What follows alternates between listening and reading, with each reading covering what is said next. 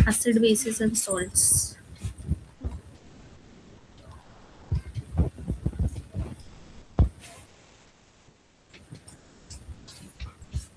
ठीक है, तो एसिड बेसिस एंड सॉल्ट के पहले हर क्लास में स्टैंडर्ड 9 में भी हम लोग ये फ्लो चार्ट पढ़े थे। वो फ्लो चार्ट था कि जो मैटर होता है, मैटर किसको बोलते हैं? Anything that has mass and occupy space. ये रटा रटा है डेफिनेशन। ठीक है, जो मैटर होता है, मैटर को हम लोग दो चीज में डिवाइड करते हैं। एक होता है प्योर सब्सटेंस, ठीक है, एक होता है इम्प्योर सब्सटेंस। प्योर सब्सटेंस क्या होता है? इसमें एक तरीके के एलिमेंट्स होते हैं। एक ही तरीके का जो चीज़ जो है बना हुआ, वो एलिमेंट्स भी हो सकता है। मतलब प्योर सब्सटेंस जो है एलिमेंट्स भी हो सकता है और कंपाउंड्स भी हो सकता है। ठीक है, लेकिन इम्प्योर सब्सटेंस की अगर बात करें तो इम्प्योर सब्सटेंस यानी हम लोग बात कर रहे हैं मिक्सचर के बारे में।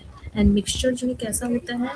मिक्सचर जो है होमोजीनियस भी हो सकता है और हेटेरोजीनियस भी हो सकता है। तो ये सब तो हम लोग स्टैंडर्ड 9 में पढ़े हुए हैं। ठीक है, हम्म, तो इसमें क्या है कि एलिमेंट्स किसको बोला गया है? जो एक ही टाइप के एटम से बना है, जैसे कि हम्म, आयरन, निकल, कोबाल्ट। ठीक है, ये सारे एक ही टाइप के एटम से बना हुआ है। लेकिन कंपाउंड क्या हो गया? जो एक से ज़्यादा एटम से बना हुआ है। वाटर हो गया, कोई एसिड हो गया, या कुछ भी। ठीक है, बाकी मिक्सचर को हम लोग को इतना जाना नहीं है। फिर इसमें भी अगर हम लोग बात करें कंपाउंड्स के बारे में, तो मैटर में प्योर इम्प्योर हो गया, एलिमेंट कंपाउंड हो गया। इसमें भी हम लोग फोकस करेंगे कंपाउंड्स पे। ठीक है, कंपाउंड्स पे अगर हम लोग फोकस करते हैं,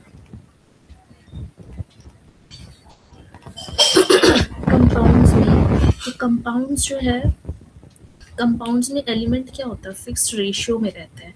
मतलब कि अगर हम लोग बोल रहे हैं वाटर H2O, तो इस दुनिया का कहीं से भी पानी निकाल लो, उसमें जो है पानी जो है H2O से ही बना रहेगा। उसमें H3O या H2O2, मतलब ये कॉम्पोजिशन कभी नहीं चेंज होगा।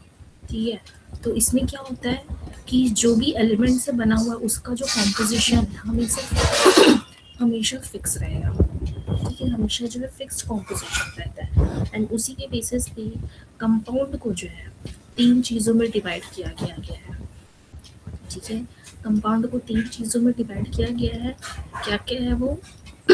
एसिड्स है, बेसिस है और सॉल्ट्स है। ठीक है, एसिड है, बेस है और सॉल्ट है। इसमें जो एसिड होता है, ठीक है, जो एसिड है, एसिड हम लोग बोलेंगे कि उसका टेस्ट कैसा होता है? खट्टा। हम्म, ठीक है, एसिड का टेस्ट होता है खट्टा। ये हम लोग बात कर रहे हैं फिजिकल। ठीक है, फिजिकली बात कर रहे हैं, मतलब कि इसको हम लोग को टेस्ट करना पड़ेगा तो ही पता चलेगा ना कि अगर खट्टा टेस्ट आ रहा है तो एसिड है। अगर हम लोग को टेस्ट जो है बिटर आ रहा है, मतलब कि कड़वा, तो वो बेस हुआ। ठीक है, तो और इसका फिजिकल अब अपीयरेंस बात करें तो बेस जो है वो थोड़ा सोपी नेचर का होता है। साबुन को छूने से जो टच आता है, तो बेस भी ऑलमोस्ट जो है वैसा टच का होता है। तो ये सब तो हम लोग बात की कि उसका फिजिकल चीज़ के बारे में कि कैसा वो टेस्ट करता है, क्या है, नहीं है। लेकिन अगर हम लोग केमिस्ट्री में अगर घुसे, तो केमिस्ट्री में जो है हम लोग को एसिड, बेसिस और सॉल्ट कौन होता है, क्या होता है, उसके लिए हम लोग को इसके केमिकल कॉम्पोजिशन में जाना पड़ेगा। ठीक है, तो इसका केमिकल कॉम्पोजिशन क्या है कि, ठीक है, तो इसका अगर हम लोग केमिकल कॉम्पोजिशन में जाएंगे तो एसिड वो होता है जिसके पास H+ आयन्स है। ठीक है, बेसिस वो है जिसके पास OH- आयन्स है। ये हम लोग केमिकल नेचर पे जा रहे हैं। ठीक है, ठीक है, और सॉल्ट तो क्या होता है? सॉल्ट भी जो है तीन तरीके का हो सकता है। सॉल्ट जो है न्यूट्रल भी हो सकता है, सॉल्ट जो है एसिडिक भी हो सकता है, और सॉल्ट जो है बेसिक भी हो सकता है। ठीक है, तो एसिड क्या हो गया कि वो सारिन टेस्ट होता है एंड वो H+ आयंस उसमें वह होता है। बेसिस क्या होता है कि वो बिटर टेस्ट का होता है, सुपर टच होता है और उसमें OH- आयंस होता है। सॉल्ट क्या हो सकता है? सॉल्ट जो न्यूट्रल भी हो सकता है, एसिडिक भी हो सकता है, बेसिक भी हो सकता है। यहाँ तक क्लियर है? हाँ। ठीक है। तो इसमें H प्लस आयंस अब बोलने का मतलब क्या है? H प्लस आयंस बोलने का मतलब ये है कि अगर हम लोग एसिड को, ठीक है, अगर कोई पर्टिकुलर चीज़ एसिड है, उसको अगर हम लोग एक्वस सोल्यूशन में डाल रहे हैं, एक्वस मतलब पानी वाला सोल्यूशन, ठीक है, अगर हम लोग उसको एक्वस सोल्यूशन में डालेंगे और अगर उसको एक्वस सोल्यूशन डालने के बाद अगर वो जो है अपने रिस्पेक्टिव एलिमेंट में टूट जा रहा है एंड टूटने के बाद अगर H प्लस आयंस रिलीज हो रहा है, मतलब वो पर्टिकुलर चीज़ एसिड है। मतलब कि अगर हम लोग HCl लेते हैं, HCl कैसा है? एक्वस है, ये मेंशन करना ज़रूरी है, एक्वस है। तो अगर हम लोग HCl को एक्वस सोल्यूशन में डालेंगे तो ये टूटता है H प्लस में और प्लस Cl माइनस आयंस। तो यहाँ पे हम लोग देख रहे हैं कि H प्लस जो है रिलीज हो रहा है। तो जहाँ पे भी H प्लस रिलीज हो रहा है, अगर कोई पर्टिकुलर कंपाउंड लिए एंड उसको एक्वस सोल्यूशन डालने के बाद अगर वो H प्लस आयंस रिलीज कर रहा है, मतलब वो पर्टिकुलर चीज़ क्या है? वो एसिड है। ठीक है, लेकिन शर्त क्या है कि वो एक्वस सोल्यूशन होना चाहिए। क्लियर है ये चीज़? ठीक है। वैसे अगर हम लोग बेस की बात करें तो बेस कैसे पता चलेगा? मान लो कि हम लोग NaOH लिए, सोडियम हाइड्रोक्साइड, ठीक है, सोडियम हाइड्रोक्साइड भी हम लोग किस में ले रहे हैं? एक्वस सोल्यूशन में ले रहे हैं। अगर ये भी जो है एक्वस सोल्यूशन में डालने के बाद अगर ये Na प्लस और OH माइनस में टूट रहा है, ठीक है, तो यहाँ पे क्या रिलीज हुआ? OH minus ions. तो जब OH माइनस आयंस रिलीज होगा, मतलब वो पर्टिकुलर जो कंपाउंड हम लोग किए थे वो क्या था? बेस था। ठीक है, ये पर्टिकुलर कंपाउंड को हम लोग बोलेंगे बेस था। जब H प्लस आयंस रिलीज हो रहा है तो ये कौन सा कंपाउंड हुआ? एसिडिक कंपाउंड हुआ। ठीक है, तो ये हम लोग देख लिए एसिड के बारे में, ये हम लोग पढ़ लिए बेस के बारे में। एसिड और बेसिस किसको बोलते हैं? क्लियर है? ठीक है, अब हम लोग बात करेंगे सॉल्ट के बारे में। ठीक है, सॉल्ट के बारे में अगर हम लोग बात करें तो सॉल्ट हम लोग देखेंगे कि सॉल्ट बनता कैसे है। ठीक है, सॉल्ट का फॉर्मेशन कैसे होता है? तो सॉल्ट का फॉर्मेशन के लिए बहुत सिंपल सा एक इक्वेशन है। ठीक है, वो इक्वेशन क्या है कि जब लोग एक एसिड और एक बेस को रिएक्ट करवाएंगे तो उसमें से ही हम लोग को मिलता है सॉल्ट और साथ में रिलीज होता है, बनता है वाटर। ठीक है, अगर हम लोग एसिड और बेस को रिएक्ट कराएंगे, कभी भी एक एसिड और बेस को रिएक्ट कराएंगे तो उसमें हम लोग को कंफर्म है कि सॉल्ट मिलेगा ही मिलेगा और साथ में वाटर बनेगा। तो सॉल्ट हम लोग को किससे मिला? एसिड और बेस के रिएक्शन से। ठीक है, अब हम लोग बात करें वो सॉल्ट कैसा है, तो वो सॉल्ट हम फर्स्ट स्लाइड में बताए कि सॉल्ट जो है 3 तरीके का हो सकता है। या तो वो एसिडिक हो सकता है, ठीक है, या तो वो बेसिक हो सकता है सॉल्ट, या फिर वो सॉल्ट जो है न्यूट्रल हो सकता है। ठीक है, सॉल्ट जो है एसिडिक भी हो सकता है, बेसिक भी हो सकता है और न्यूट्रल भी हो सकता है। ये चीज़ हम लोग देखें। ठीक है,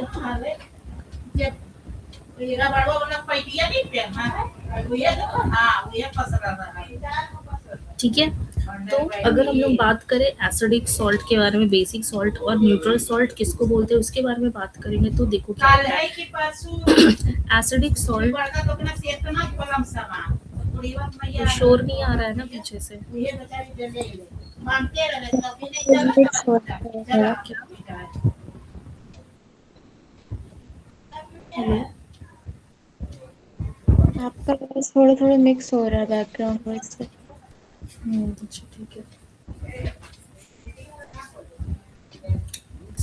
ठीक है।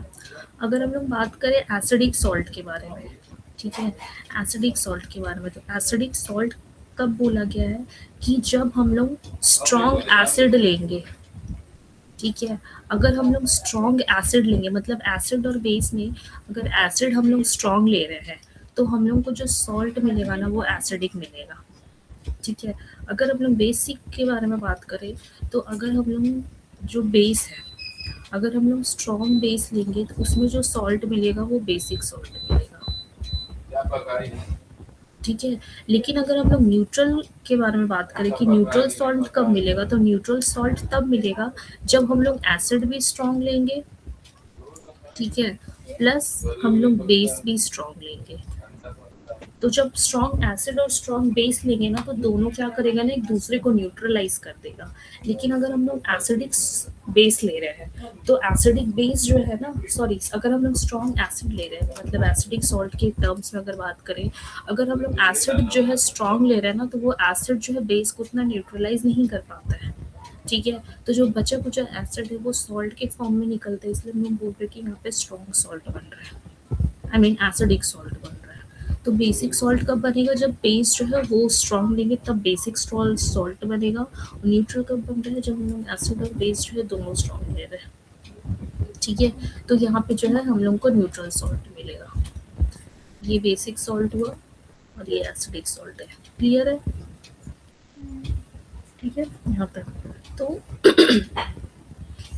एक एक्सपेरिमेंट दिया हुआ है बुक में एक्सपेरिमेंट ये है कि मान लो कि एक लैब में हम लोग गए, ठीक है, हम लोग एक लैब में है, उस लैब में जो है हम लोग को 2 बीकर दे दिया गया है, और दोनों बीकर में, ठीक है, दोनों बीकर में क्या है,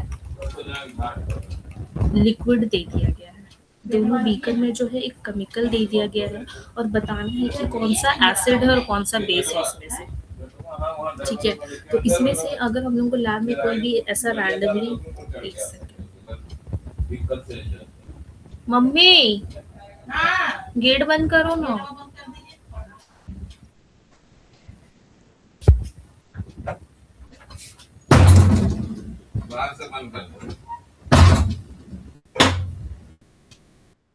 ठीक है।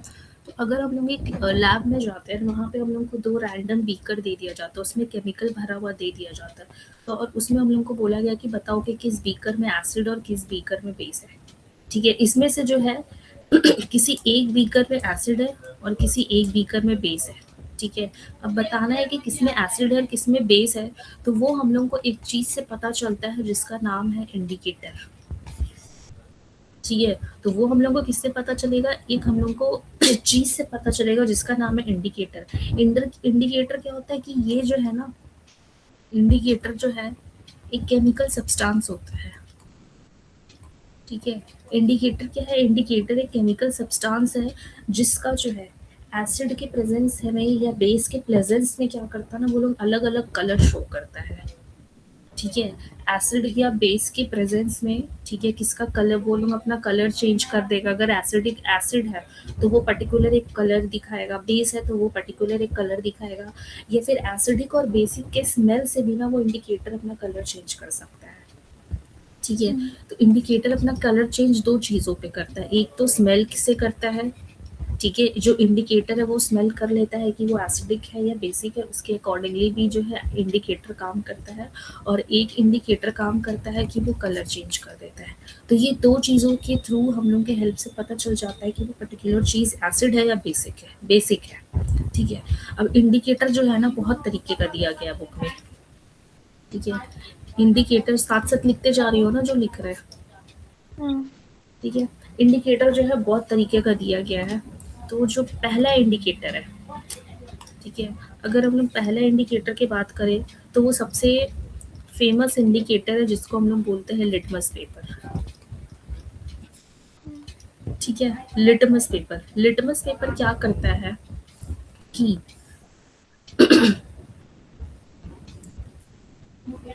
लिटमस पेपर देखो, अगर एसिड है या बेस है तो वो कैसे चेंज होगा, अगर वो पर्टिकुलर बीकर में मान लो एसिड था एंड वहाँ पे अगर हम लोग लिटमस पेपर डालेंगे तो एसिडिक अगर है तो वो क्या करेगा ना, उसके लिए हम लोग को लेना पड़ेगा ब्लू लिटमस, ठीक है। तो अगर एसिड है तो वो क्या करेगा, blue litmus changes to red litmus, मतलब कि वो पर्टिकुलर बीकर में मान लो एसिड है, अगर हम लोग उसमें ब्लू लिटमस पेपर डाल देंगे, ठीक है, ब्लू लिटमस पेपर डाल देंगे, अगर वो लाल कलर में चेंज हो गया मतलब कि उसमें एसिड था, अगर वो ब्लू का ब्लू ही रह गया मतलब वो बेस था, ठीक है। तो लिटमस पेपर हम लोग को ऐसे हेल्प करता है कि ब्लू लिटमस को अगर रेड में चेंज हो रहा है तो वो एसिड है, और अगर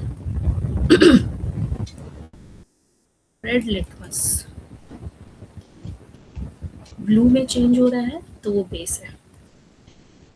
ठीक है। तो एक इंडिकेटर तो हो गया हम लोग का लिटमस पेपर। दूसरे इंडिकेटर की अगर हम लोग बात करें तो दूसरा इंडिकेटर है हम लोग का टर्मरिक। जो टर्मरिक हल्दी होता है, ठीक है, टर्मरिक को भी हम लोग एज अ इंडिकेटर यूज करते हैं।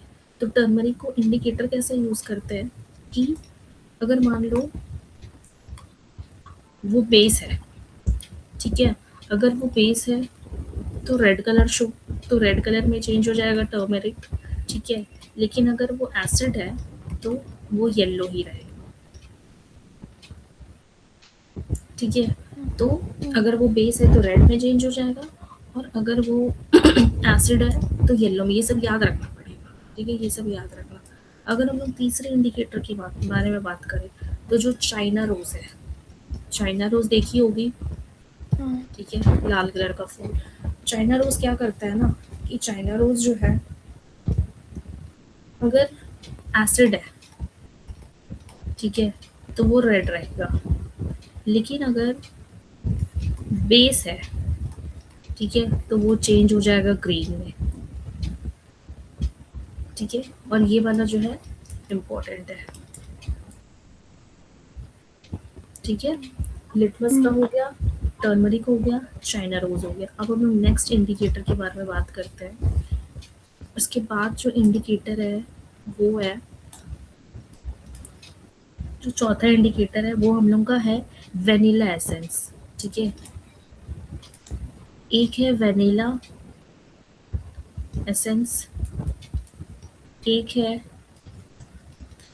अनियन, ठीक है, और एक है हम लोग का क्लोव ऑयल, ठीक है। ये जो तीनों ही इंडिकेटर है ना, ये जो तीनों ही इंडिकेटर है, इसको हम लोग बोलते हैं ऑल फैक्ट्री इंडिकेटर। और जहाँ पे भी वर्ड ऑल फैक्ट्री यूज होता है हम लोग मतलब की बात हो रहा है स्मेल के बारे में। मतलब कि वेनिला एसेंस, अनियन और क्लोव ऑयल जो इंडिकेटर है वो स्मेल से पता करता है कि कोई पर्टिकुलर चीज एसिड है या बेस है, ठीक है। तो इसमें क्या होता है ना कि अगर हम लोग बात करें वेनिला एसेंस का, ठीक है, अगर हम लोग बात करें वेनिला एसेंस का, तो अगर वो एसिड होगा, ठीक है, अगर वो एसिड होगा ना तो वो स्मेल करेगा, ठीक है, कुछ ना कुछ उसमें से स्मेल आएगा। लेकिन अगर वो बेस हुआ, बेस होगा तो यहाँ पे कोई स्मेल नहीं आएगा, लॉस ऑफ स्मेल हो जाएगा। अनियन का भी सेम चीज़ है, ठीक है, अनियन का भी सेम चीज़ है। अगर वो एसिड है तो वहाँ पे क्या होगा कि स्मेल आएगा, लेकिन अगर वो बेस है तो नहीं आएगा। अगर हम लोग क्लोव ऑयल के भी बारे में बात करें तो यहाँ पे अगर एसिड है मतलब कि स्मेल करेगा, लेकिन अगर बेस है तो नहीं करेगा, ठीक है। ये हम लोग ये जो तीनों इंडिकेटर था ये था सारा कुछ ऑल फैक्ट्री इंडिकेटर। तो 3 इंडिकेटर यहाँ पड़े, लिटमस पेपर, टर्मरिक और चाइना रोज। फिर 3 यहाँ पड़े, वेनिला एसेंस, अनियन और क्लोव ऑयल, ठीक है। अब हम लोग नेक्स्ट इंडिकेटर के बारे में बात करते हैं। 7th इंडिकेटर है वो है हम लोग का मिथाइल ऑरेंज, ठीक है, मिथाइल ऑरेंज। मिथाइल ऑरेंज में क्या होता है कि अगर वो एसिड है, ठीक है, अगर वो एसिड है तो वो शो करेगा रेड कलर। लेकिन अगर वो बेस है, ठीक है, तो ये समवॉट येलो ऑरेंज टाइप, मतलब येलो ऑरेंज में कुछ वेरिएंट्स में जो है कलर शो करेगा, ठीक है। ये कौन शो कर रहा है? Methyl orange. अगर हम लोग बात करें ऑल इंडिकेटर का, तो ये जो इंडिकेटर है इसका नाम है फेनोल्फथलीन, फेनोल्फथलीन,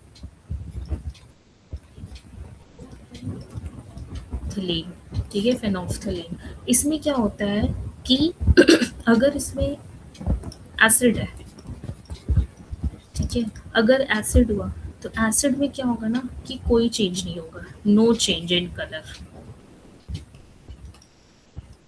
अगर हम लोग फेनोल्फथालीन डालेंगे उस बीकर में तो देखेंगे कि कोई कलर ही चेंज नहीं हो रहा है। लेकिन अगर उस बीकर में बेस हुआ, ठीक है, अगर उस बीकर में बेस हुआ तो उसमें हम लोग को वो दिखेगा पिंक कलर का। क्लियर है? 8 इंडिकेटर के बारे में दिया हुआ है बुक में, ठीक है? ये 8 इंडिकेटर है, हो गया ना, लिख लियो। ठीक है, अब हम लोग बात करते हैं टाइप्स ऑफ एसिड के बारे में, ठीक है, कि एसिड कितने टाइप्स के होते हैं। टाइप्स ऑफ एसिड हम लोग क्या बात किए थे कि कभी भी हम लोग किसी चीज़ का क्लासिफिकेशन करते हैं तो वो किसी के बेसिस पे करते हैं। एग्जाम्पल दिए थे ना ह्यूमन का कि on the basis of skin pigmentation, ठीक है, फेयर है कि कैसा है, on the basis of ice colour. तो कभी भी हम लोग कोई भी चीज़ का क्लासिफिकेशन करेंगे मतलब कि हम लोग किसी के बेसिस पे कर रहे हैं वो क्लासिफिकेशन। तो जो एसिड का भी क्लासिफिकेशन है ना, इसमें बहुत सारे बेसिस पे हम लोग उसका क्लासिफिकेशन करेंगे। जो पहला हम लोग का बेस होगा, ठीक है, पहला जो होगा वो हम लोग करेंगे on the basis of strength. ठीक है, पहला जो हम लोग क्लासिफिकेशन कर रहे हैं वो कर रहे हैं हम लोग on the basis of strength. On the basis of strength का मतलब है कि वो पर्टिकुलर एसिड जो है, ठीक है, वो स्ट्रॉन्ग है, वो स्ट्रॉन्ग एसिड है या वो वीक एसिड है। ठीक है, अगर हम स्ट्रेंथ के बारे में बात करेंगे तो वो एसिड जो है दो तरीके का हो सकता है, एक हो सकता है स्ट्रॉन्ग एसिड और एक हो सकता है वीक एसिड। ठीक है, तो स्ट्रॉन्ग एसिड का मतलब क्या हुआ कि जब एसिड जो है अपने आप को तोड़ता है ना, जैसे हम एक एग्जांपल दिए थे HCl का, जो H प्लस और Cl माइनस में टूट रहा था जो, ठीक है, एग्जांपल दिए थे वो। तो जब भी जब कोई एसिड अपने आप को आयंस में ब्रेक डाउन कर रहा है तो उसमें ना अगर 100% हो रहा है, ठीक है, अगर हम लोग बोले कि उसमें 100% आयोनाइजेशन, 100% मतलब कि 80 भी हो सकता है, 90 भी हो सकता है, 100 मतलब कि जितना ज़्यादा आयोनाइजेशन करेगा वो एसिड को उतना ज़्यादा स्ट्रॉन्ग बोला जाएगा। ठीक है, जैसे कि एग्जाम्पल है HCl, एग्जाम्पल है H2SO4, ये सबको जो है स्ट्रॉन्ग एसिड में बोला, स्ट्रॉन्ग एसिड गिना जाता है। क्लियर है? अगर हम लोग बात करें वीक एसिड के बारे में, तो वीक एसिड क्या होता है, जो कि पार्शियल आयोनाइजेशन कर रहा है, लाइक वो लोग जो है कंप्लीटली खुद को आयोनाइज नहीं कर पा रहा है। ठीक है, पार्शियल आयोनाइजेशन होता है इसका। ठीक है, तो पार्शियल आयोनाइजेशन में इसमें हम लोग एग्जाम्पल लेंगे, इसका एग्जाम्पल है एसिटिक एसिड। ठीक है, या फिर हम लोग बोल सकते हैं कि जितना भी ऑर्गेनिक एसिड है, ठीक है, जितना भी ऑर्गेनिक एसिड है वो सब जो है वीक एसिड होता है। ऑर्गेनिक एसिड का मतलब क्या है, जो नेचर से एक्सट्रैक्ट, एसिड जो है दो टाइप का भी हो सकता है। एक तो जो नेचर से हम लोग को मिल रहा है डायरेक्ट एसिड, जैसे कि लेमन में सिट्रिक एसिड मिलता है तो वो हम लोग को बाई नेचर मिल रहा है। लेकिन कुछ एसिड जो हम लोग लैब में प्रिपेयर करते हैं, ठीक है, जो लैब में प्रिपेयर करते हैं वो इनऑर्गेनिक एसिड है। तो दूसरा जो इसका जो एसिड का जो क्लासिफिकेशन है, दूसरा क्लासिफिकेशन यही है, on the basis of dependence on source, कि कहाँ से वो एसिड का सोर्स, क्या मतलब एसिड का सोर्स क्या है, नेचर है कि लैब वाला है। ठीक है, तो पहला तो हम लोग का हो गया on the basis of strength, strong and weak acid. ठीक है, दूसरा अगर हम लोग बात करें तो दूसरा क्या बोले, किसके बेसिस पे है, ऑन द बेसिस ऑफ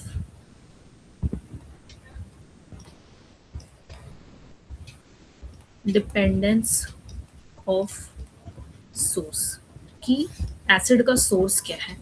तो सोर्स जो है वो डिपेंड, उसके बेसिस पे दो टाइप का एसिड होता है, एक होता है ऑर्गेनिक एसिड, ठीक है, एक होता है इनऑर्गेनिक एसिड। तो ऑर्गेनिक एसिड क्या है, जो हम लोगों को नेचर से मिल रहा है। ठीक है, जो एसिड हम लोगों को नेचर से मिलता है, जैसे कि इसका अगर एग्जांपल देखें तो एसिटिक एसिड, ये नेचर से मिल रहा है। ऑक्सैलिक एसिड, ठीक है, अलग बहुत सारे अलग अलग फ्रूट्स में अलग अलग टाइप के एसिड मिलते हैं। ठीक है, अगर हम लोग इनऑर्गेनिक एसिड की बात करें तो ये कहाँ पे मिल रहा है, हम लोग को लैब में बनाया जाता है ये। ठीक है, तो इसका एग्जाम्पल अगर ले H2SO4, H2SO4 को लैब में बनाया गया है। ठीक ठीक है, HNO3, नाइट्रिक एसिड, ठीक है, ये भी लैब में बनाया गया है। हाइड्रोक्लोरिक एसिड, इसको भी लैब में बनाया गया है। ठीक है, तो on the basis of dependence of source भी जो है 2 टाइप का एसिड होता है। अगर हम लोग तीसरा बात करें, तीसरा जो है हम लोग लेंगे on the basis of concentration. ठीक है, on the basis of concentration of acid. ठीक है, एसिड का कंसंट्रेशन क्या है, मतलब कि 2 तरीके का इसका कंसंट्रेशन हो सकता है। एक तो या तो वो होगा डाइल्यूट एसिड, ठीक है, या फिर होगा वो कॉन्सेंट्रेटेड एसिड। ठीक है, इसको फुल एक होगा हम लोगों का डाइल्यूट एसिड या फिर होगा कॉन्सेंट्रेटेड एसिड। ठीक है, डाइल्यूट एसिड का मतलब है, डाइल्यूट एसिड का मतलब ये होता है ना कि जब एसिड ज़्यादा है और उसमें जो पानी है, ठीक है, मतलब जो सॉल्वेंट है वो कम लिया गया है, मतलब कि सॉल्वेंट है वो लेस है, ठीक है, लेकिन एसिड जो है, उल्टा बोल दिया, सॉल्वेंट ज़्यादा है, ठीक है, सॉल्वेंट ज़्यादा है और एसिड जो है लेस है। ठीक है, नॉर्मल हम लोग डेली बेसिस पे भी हम लोग यूज़ करते हैं, हम लोग कोई चीज़ बोलते हैं ना, किसी चीज़ को डाइल्यूट कर दो, जैसे कभी दवाई पी रहे होते तो हम लोग बोलते हैं ना कि डाइल्यूट कर दो। डाइल्यूट करने का मतलब क्या होता है कि इसमें हम लोग पानी मिला दे रहे हैं, सॉल्वेंट मिला दे रहे हैं। ठीक है, तो डाइल्यूट एसिड भी ऐसे होता है, अगर एसिड कम है, सॉल्वेंट ज़्यादा है, तो वो हो जाएगा हम लोग का डाइल्यूट एसिड। कॉन्सेंट्रेटेड एसिड क्या है कि अगर हम लोग एसिड ज़्यादा रखे हैं, ठीक है, एसिड ज़्यादा लिए हैं और सॉल्वेंट अगर कम है, तो वो हो जाएगा कॉन्सेंट्रेटेड एसिड। क्लियर है ये? हाँ। क्लियर है ना? हाँ। ओके, ठीक है। फिर एक होता है, एक और टाइप का एसिड है चौथा, इसको हम लोग बोलते हैं हाइड्रा एसिड।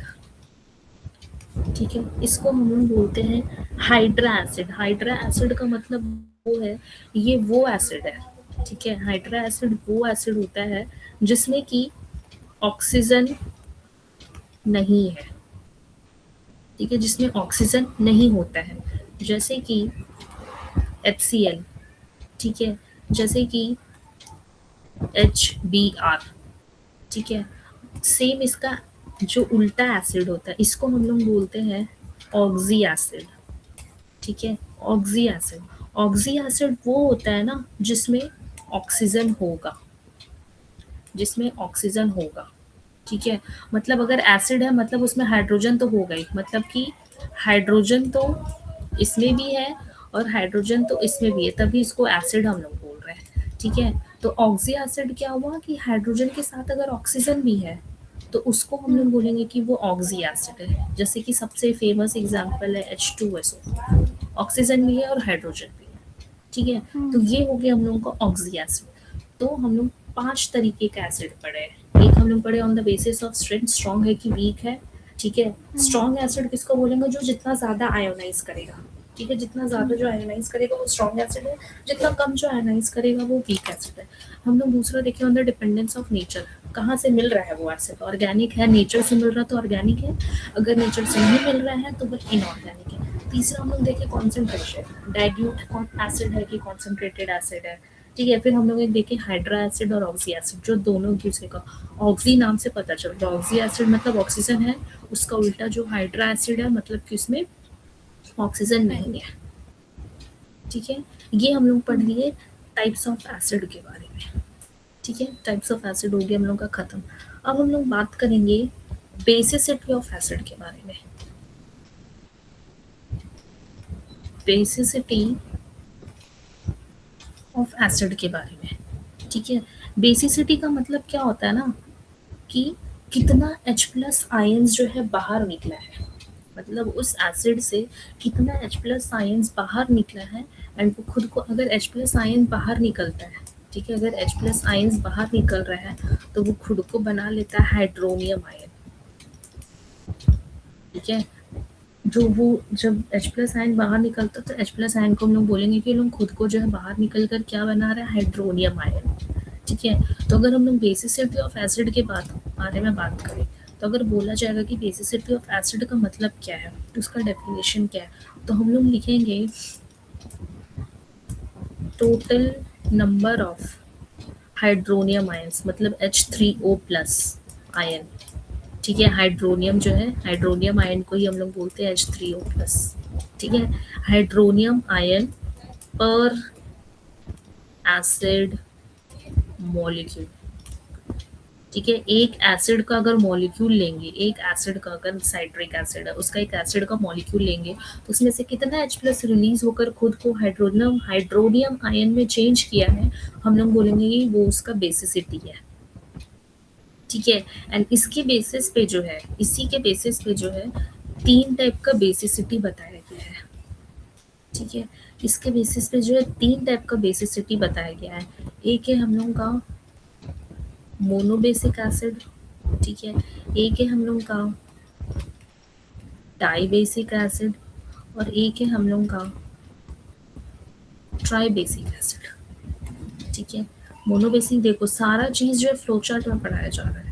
फ्लो चार्ट इसलिए पढ़ाया जा रहा है क्योंकि पैराग्राफ में पढ़ना और इस चीज़ को फ्लो चार्ट में कन्वर्ट करके पढ़ना ईज़ी होगा, है कि नहीं? ये सारा चीज़ को अगर अभी पैराग्राफ में पढ़ने जाओगे तो थोड़ा इधर-उधर दिमाग फंस जाएगा। इसीलिए हम हमेशा कोई भी हो, फिज़िक्स हो, केमिस्ट्री हो, बायो देखना फ्लो चार्ट में पढ़ाते हैं। मेरे को खुद भी पढ़ना रहता है ना, तो हम अपना नोट्स ऐसे ही बनाते हैं, फ्लो चार्ट बनाते हैं उसका। ठीक है? तो फ्लो चार्ट वाला जो सीन है उसको लाइफ टाइम फॉलो करो हमेशा। ठीक है, तो अगर हम लोग बात करें बेसिसिटी ऑफ एसिड के बारे में, तो उसके बेसिस पे 3 टाइप का एसिड है, मोनोबेसिक है, ठीक है, डाइबेसिक है और ट्राइबेसिक है। ठीक है, मोनोबेसिक एसिड का मतलब क्या हुआ, जिसमें एक H प्लस आयन रिलीज होता है। ठीक है, जिसमें एक H प्लस आयन रिलीज हो रहा है, मतलब कि इसका एग्जांपल हम लोग ले सकते हैं HCl, जो कि एक्वस में है। इस acid base and salt chapter में हम लोग हर चीज़ एक्वस में लेकर कर रहे हैं। ठीक है, तो इसमें कितना H प्लस आयन रिलीज हुआ, एक H प्लस और एक Cl माइनस। तो जहाँ पे एक H प्लस आयन रिलीज हो रहा है मतलब कि वो मोनोबेसिक एसिड है। क्लियर है? अगर डाइबेसिक के बारे में बात करें तो इसका एग्जाम्पल आता है H2CO3। ठीक है, H2CO3 क्या है, कार्बोनिक एसिड। मतलब कि अच्छा, इस एरो का मतलब पता है क्या होता है?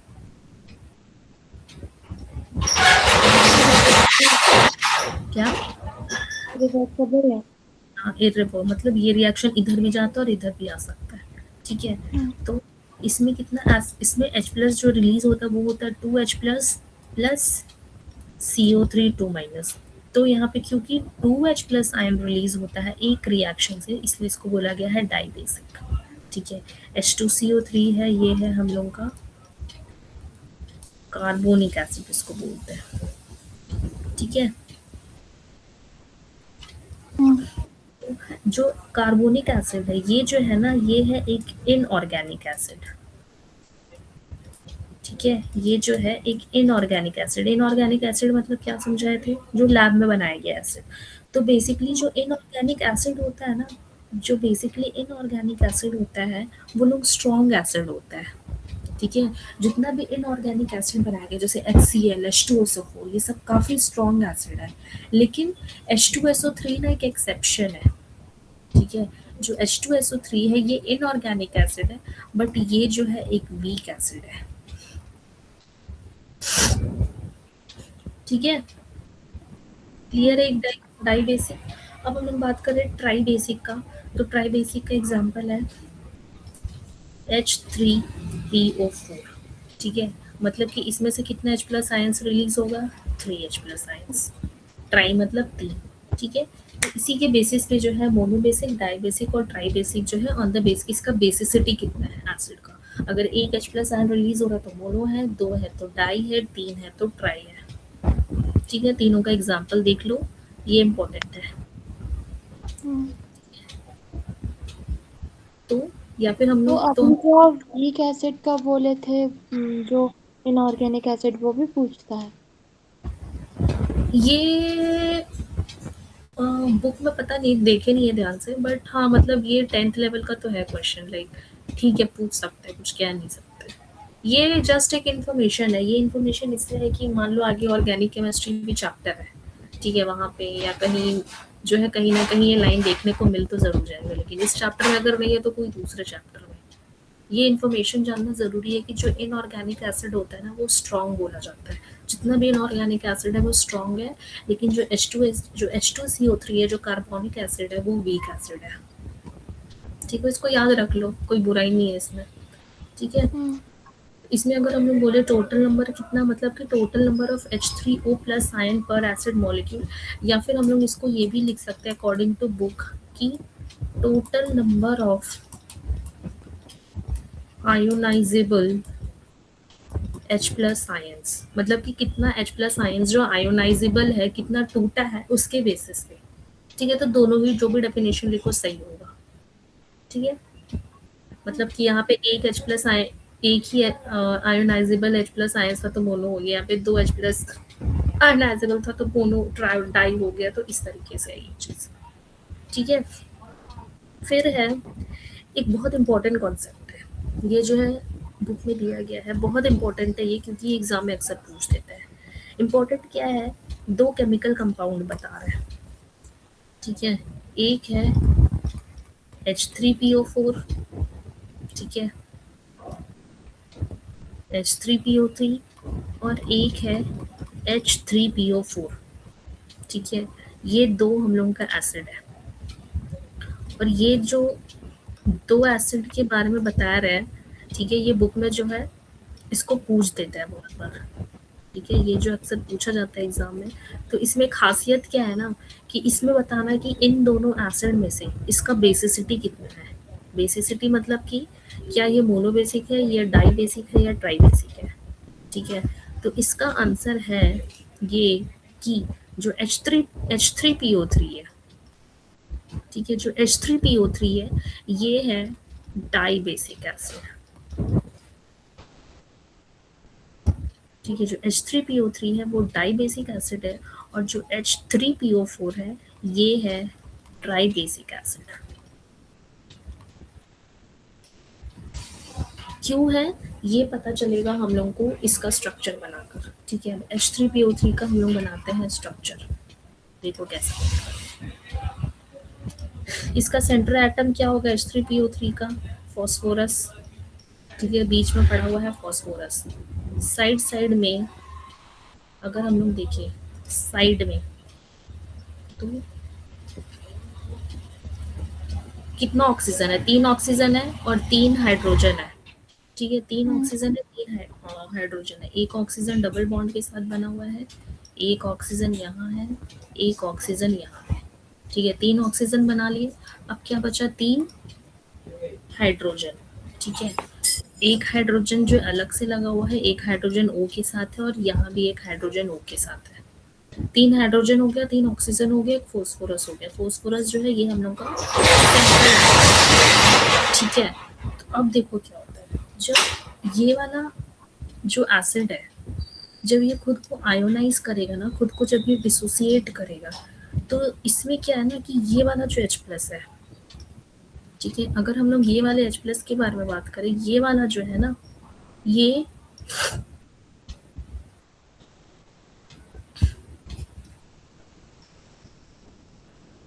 है नॉन आयोनाइजेबल H प्लस। मतलब कि ये वाला जो H प्लस है ना, ये फॉस्फोरस के साथ ही लगा रहेगा, ये वाला जो H है वो नहीं टूटता है। तो कौन सा टूटता है, ये टूटता है और ये टूटता है।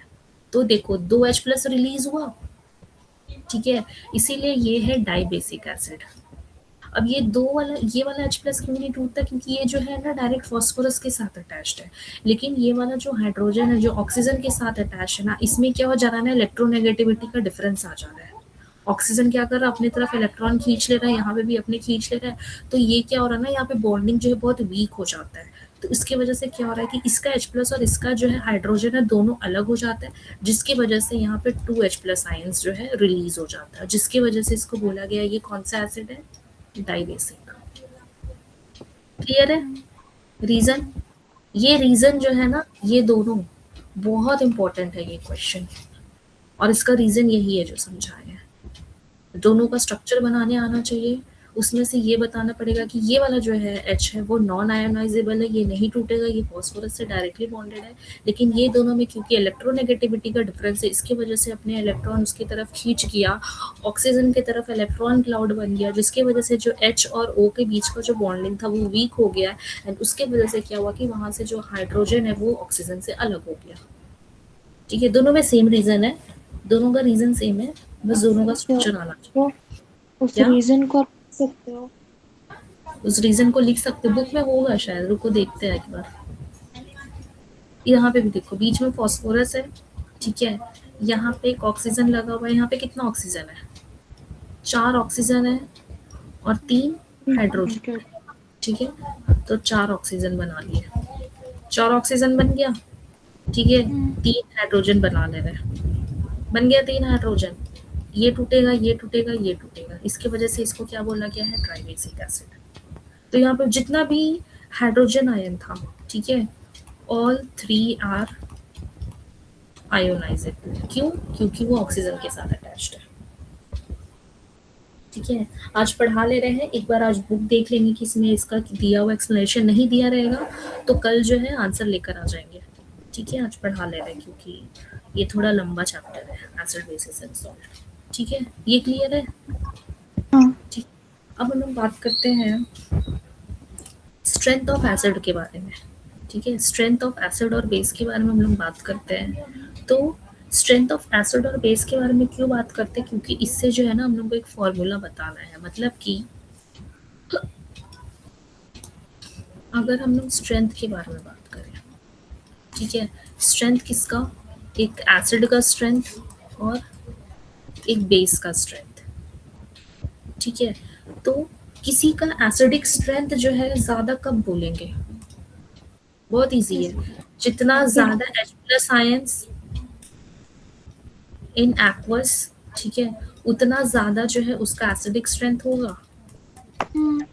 एसिड का पहचान ही यही है H+ का। कुछ अगर एसिड बेस में समझ नहीं आ रहा है तो उसको अपना दिमाग लेकर जाओ, वहां पे H+ और OH- का सीन क्या हो रहा है। ठीक है, सेम गोज फॉर बेस, जितना ज्यादा यहाँ पे OH- रिलीज होगा, ठीक है, किसमें? एक्वस में, ये मेंशन करना जरूरी है, उतना ही ज्यादा उसका क्या होगा? बेसिक स्ट्रेंथ होगा, है कि नहीं?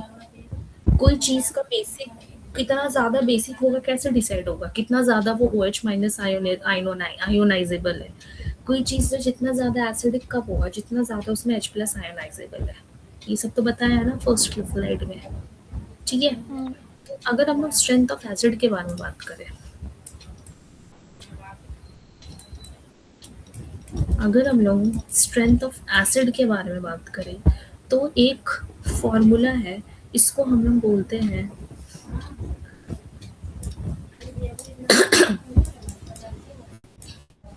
Degree of ionisation. ठीक है, इसको हम लोग डिनोट करते हैं एसिड डेल्टा से। ठीक है, तो डिग्री ऑफ आयोनाइजेशन क्या होता है ना, इसको परसेंटेज में हम लोग निकालते हैं।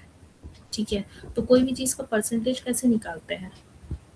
कितना ऐसे हुआ है डिवाइडेड बाय टोटल इनटू 100, ऐसे निकालते हैं हम लोग। ठीक है, तो इसका भी फॉर्मूला वैसे ही कुछ है। इसका फॉर्मूला क्या है? इसका फॉर्मूला है कि नंबर ऑफ एसिड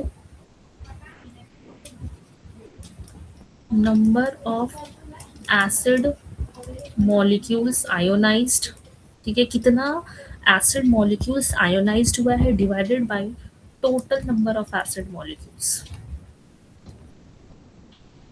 ठीक है, उसमें टोटल कितना एसिड मॉलिक्यूल्स लिया गया है जिस और उसमें से कितना आयोनाइज हुआ है, इसका फ्रैक्शन इनटू 100। ठीक है, उसका फ्रैक्शन इनटू 100, और ये निकल जाएगा क्या हम लोग का? ये निकल जाएगा हम लोग का डिग्री ऑफ आयोनाइजेशन। ठीक है, यही हम लोग का क्या? Degree of ionisation. क्लियर है?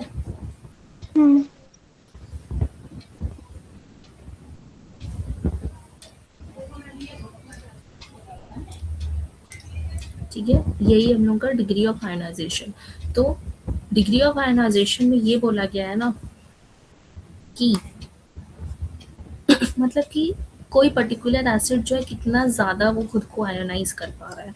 तो जनरल लैंग्वेज में हम लोग बोलते हैं क्या कि अगर वो एसिड, ठीक है, अगर वो एसिड 30% से ज़्यादा आयोनाइज कर रहा है, अगर वो एसिड 30% से ज़्यादा आयोनाइज कर रहा है तो उस एसिड को हम लोग बोल देंगे कि वो स्ट्रॉन्ग एसिड है। ठीक है, और अगर वो 30% से कम आयोनाइज हो रहा है, मतलब कि अगर उसका डिग्री ऑफ एसोसिएशन 30% से कम है, तो उसको इन जनरल हम लोग बोल देंगे कि वो वीक एसिड है। ठीक है, ठीक है, ये हो गया स्ट्रेंथ के बारे में। यहाँ तक क्लियर है ना जो भी समझा है, कोई दिक्कत नहीं। ठीक है। इसके बाद आज सिर्फ एसिड के बारे में पढ़ाएंगे। ठीक है, अभी थोड़ा प्रॉपर्टीज के बारे में बस पढ़ा देंगे। इसके बाद कल हम लोग शुरू करेंगे बेस के बारे में। ठीक है, बेस के बारे में। तो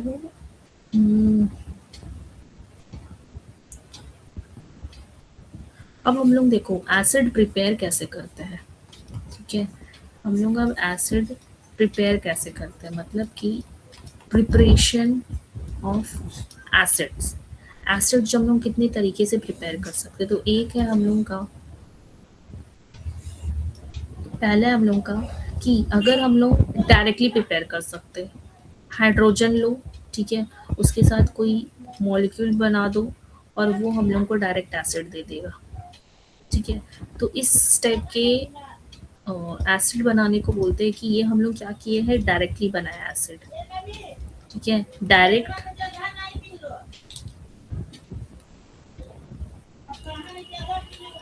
डायरेक्ट कॉम्बिनेशन या फिर सिंथेसिस किए हैं एसिड का। मतलब क्या किया है कि जिसका एसिड बनाना है, मान लो H के साथ जिस एसिड को रखना है, तो हाइड्रोजन ले लो अलग से, उसके साथ उसको बना दो। तो ये हम लोग डायरेक्टली क्या कर रहे हैं, डायरेक्ट कॉम्बिनेशन करते थे एसिड का। ठीक है, एक टाइप का एसिड हम लोग ऐसे बनाए। एक टाइप का एसिड हम लोग बनाएंगे, दूसरे टाइप का एसिड है कि हम लोग कोई एसिडिक ऑक्साइड लेंगे। ठीक है, हम लोग क्या करेंगे, एसिडिक ऑक्साइड लेंगे और उसको पानी में घोल देंगे। मतलब कि फॉर एग्जाम्पल SO3, ठीक है, ये एसिडिक ऑक्साइड है SO3, उसको हम लोग पानी के साथ मिला दिए तो हम लोग को एसिड मिल जाएगा H2SO4। ठीक है, तो ये दूसरे तरीके से हम लोग एक एसिड को प्रिपेयर कर सकते हैं। क्लियर है क्या बोल रहे हैं? ठीक है, फिर एक तीसरे टाइप का एसिड है, तीसरे टाइप का एसिड है कि हम लोग एक स्ट्रॉन्ग ऑक्सीडाइजिंग एजेंट लेंगे।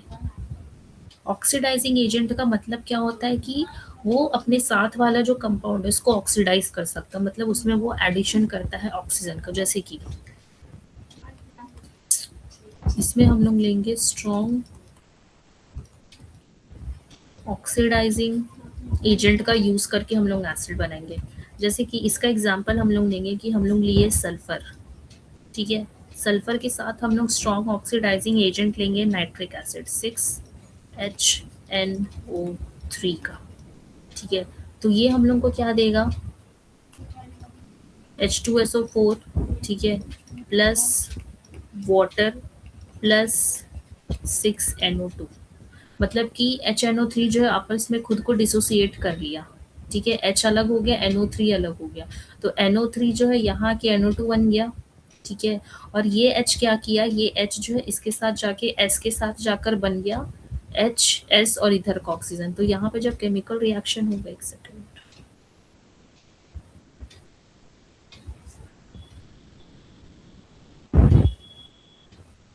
ठीक है, तो इसका जो रिएक्शन होगा ये जो है कुछ ऐसा सा होगा, यहाँ पे लग जाएगा 2। ठीक है, ये सब याद करना पड़ेगा थोड़ा।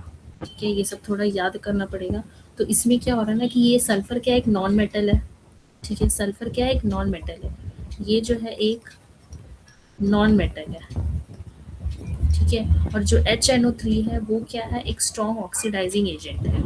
ठीक है, तो ये क्या कर रहा है, देखो सल्फर को क्या कर दिया, ऑक्सीडाइज कर दिया यहाँ पे, और इससे हम लोग को क्या मिल गया, एसिड।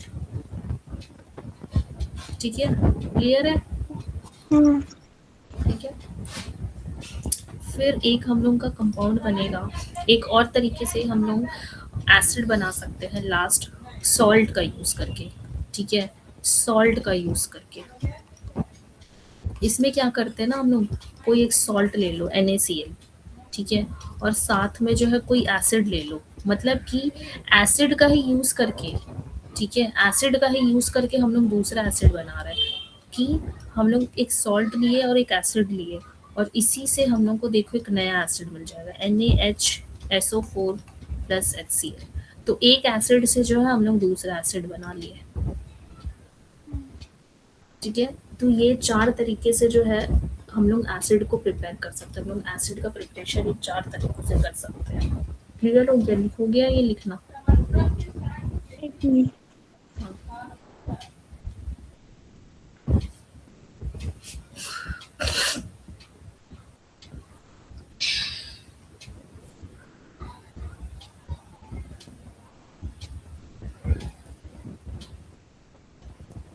हो गया। ठीक है? यहाँ तक कोई डाउट? थोड़ा देखना पड़ेगा, ये ऑब्वियसली न्यू कॉन्सेप्ट है, तो उसको थोड़ा देखना पड़ेगा, ठीक है? एक दिन में ये सब याद नहीं होता है। एक दिन में याद नहीं होगा, नॉट अ बिग डील, इसको देखना पड़ेगा हर दिन। अब हम लोग नेक्स्ट बात करते हैं केमिकल प्रॉपर्टीज़ के बारे में, ठीक है? केमिकल प्रॉपर्टीज़, बहुत सारा केमिकल प्रॉपर्टीज़ है, 2-3 आज पढ़ेंगे, बाकी कल पढ़ेंगे, ठीक है? केमिकल प्रॉपर्टीज़ ऑफ एसिड के बारे में। अगर किसी एसिड को, अगर कोई एसिड को जो है हम लोग रिएक्ट करा रहे हैं एक्टिव मेटल से,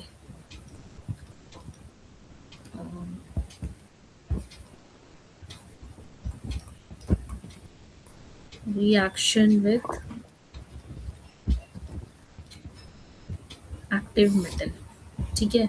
मतलब कि अगर हम लोग मान लो लिए हैं, इसका जो बेसिक वो बनेगा रिएक्शन, मतलब कि एक मेटल लिए, ठीक है? मेटल को हम लोग रिएक्ट कराएंगे एसिड के साथ, तो इससे हम लोग को क्या मिलेगा? इससे मिलेगा सॉल्ट और हाइड्रोजन गैस इन्वॉल्व होगा। ये जो है इसका बेसिक रिएक्शन है। कोई भी मेटल ले लो, एग्जांपल हम लोग लेते हैं मैग्नीशियम, ठीक है?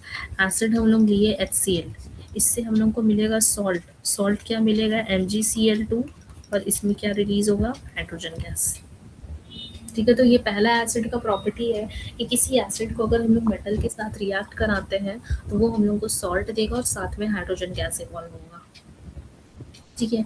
अब इसमें ना क्वेश्चन कैसे बन जाता है ना, कि इसमें क्वेश्चन कहानी के वे में कैसे देगा कि beaker was taken in that metal was there, ठीक है? And then it was further reacted with the acid, a pop sound was produced. वो पॉप साउंड किसकी वजह से बना? हाइड्रोजन गैस की वजह से। तो ये सब जो थोड़ा कंटेंट है ना, इसको थोड़ा बुक से देख लेना कि बुक में इसमें किसके बारे में क्या काइंड ऑफ प्रॉपर्टी दिया हुआ है, ठीक है? ये वाला चीज़ जो है थोड़ा बुक में देख लेना। इतना तो नहीं देना चाहिए, बट थोड़ा-मोड़ा अगर दिया होगा तो थोड़ा ही सा दिया होगा। तो इसको इस कहानी के वे में ये जो है बहुत जनरल से क्वेश्चन दिख रहा है, एक रिएक्शन दिख रहा है, बट इस रिएक्शन को ना ये लोग बड़ा से बड़ा कहानी, छोटा से छोटा कहानी में भी पोंछ देता है, और इंसान मतलब कन्फ्यूज़ हो जाता है कि इसमें आंसर क्या लिखना है, जबकि ये होता बहुत ईज़ी है, ठीक है? तो इससे जो है हाइड्रोजन गैस रिलीज हो रहा है, मतलब कि इसका कुछ प्रॉपर्टीज होगा, ठीक है? एक सॉल्ट बन रहा है, तो ये सारा कुछ तो बुक से देख लेना थोड़ा। वैसे तो देखा हुआ है, ठीक है? ऑलमोस्ट हम बता ही दे रहे हैं, फिर भी एक बार देख लेना फॉर कॉन्टेक्स्ट, ठीक है? दूसरा, अगर हम लोग एसिड को अगर हम लोग रिएक्ट कराते हैं किसके साथ?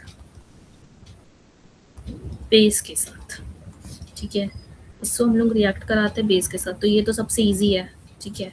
कि अगर एसिड को हम लोग बेस के साथ रिएक्ट कराते हैं तो क्या मिलता है? सॉल्ट प्लस वाटर, ठीक है? इसका एक एग्जांपल हम लिख लेंगे कि एसिड अगर हम लोग, ठीक है, एसिड है H2SO4, बेस है CuO, इससे सॉल्ट हम लोगों को मिलेगा CuSO4, और बगल में क्या निकलेगा? वाटर बनेगा, ठीक है? ये तो दूसरा प्रॉपर्टी इसका इजी है, ठीक है? एक इसका प्रॉपर्टी है तीसरा, इसका हम लोग देखेंगे कि action of dilute acid on salt. Dilute acid लेंगे और उसका सॉल्ट के साथ कैसा रिएक्शन बन रहा है, ठीक है?